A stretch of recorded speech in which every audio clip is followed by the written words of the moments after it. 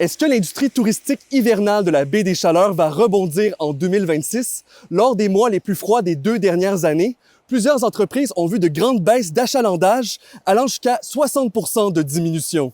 Dans le Restigouche, c'est notamment le cas pour Danny Lagacé, un ancien militaire. L'entrepreneur transforme la vocation d'anciens lieux de culte en site d'hébergement. Il a également érigé quelques dômes géodésiques pour attirer davantage de vacanciers. Les 2 derniers hivers, ça a été complètement pourri. Lors des 2 derniers hivers, les taux de fréquentation de ces installations ont chuté de plus de 40%.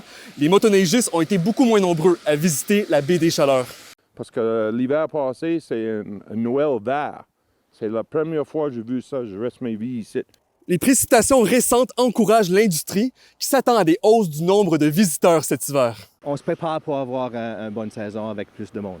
On sait que les voyages, par exemple, aux États-Unis sont à la baisse. Alors, on espère que les gens vont continuer à choisir le Nouveau-Brunswick comme destination. Je suis pas un banquier, là. J'étais militaire, j'étais pas millionnaire, comme on dit en français. Peu importe si la saison 2026 est payante ou non, Danny Lagacé souhaite que les gouvernements offrent de l'aide financière pour mieux surmonter les difficultés des dernières années.